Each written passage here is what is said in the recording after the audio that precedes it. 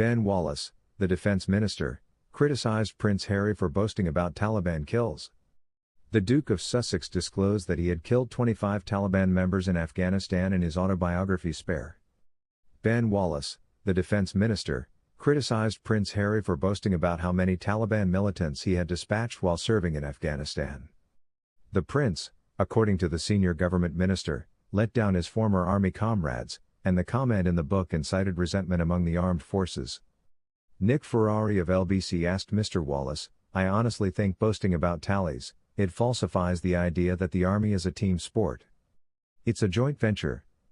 Who can shoot the most doesn't matter. You're letting down all those other individuals if you start talking about who did what because you're not a better person because you did and they didn't." The Duke of Sussex described the people he had slain in Syria as chess pieces.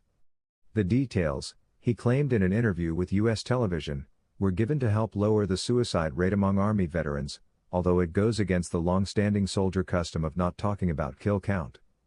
Some British soldiers with post-traumatic stress disorder, PTSD, and their families came out after the interview was televised to express they found the information unpleasant. During his conversation with Stephen Colbert, Harry asserted, "My words are not hazardous." But, ever since he made this assertion, the Taliban's top commanders have demanded that the Duke be tried for his war crimes.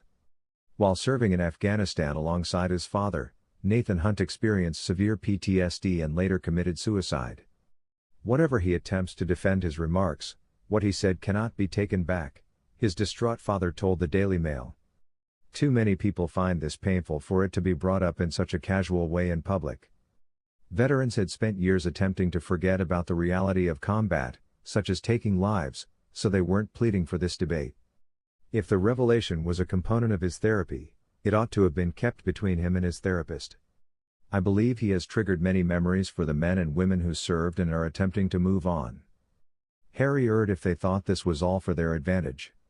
The most damaging lie that they, the media, have spread about me is that I somehow boasted about the number of people I murdered in Afghanistan, Harry said in defense of himself to Stephen Colbert. My statements themselves are not harmful, but the way they are twisted could be highly harmful to my family. I would answer that I would be upset if I overheard someone else bragging about something similar. The context was known to the media.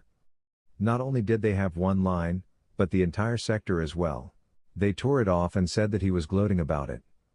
And they have made that decision. For the Cheltenham races, Zara and Mike Tyndall support a more inclusive dress code. The Jockey Club has declared that all formal dress rules at its locations, which include 15 racetracks, will be abolished. The Jockey Club's plans to eliminate all formal dress rules at its sites, which include Cheltenham and Aintree, have received support from Zara and Mike Tyndall. The Princess Anne's daughter, a former Olympic equestrian medalist, stated that the club is simply trying to be more accessible, adding that attendees don't necessarily dress up but rather go and see the horses when they attend the races. As part of their monthly horse racing program The Inside Track, William Hill spoke with Zara and her husband, a former England rugby star. Zara has been a member of the Cheltenham Racehorse Committee since 2019. Despite this, she and Mike both endorsed the changes after more than 200 years of a strict formal dress code. Mike said, "I quite appreciate the bit where a lot of people like to get dressed up and go to the races." He acknowledged that he enjoyed the tradition of dressing up to go to the races. But he added that the 4-day event in Cheltenham has a place for you everywhere and that the dress code wasn't much of an issue.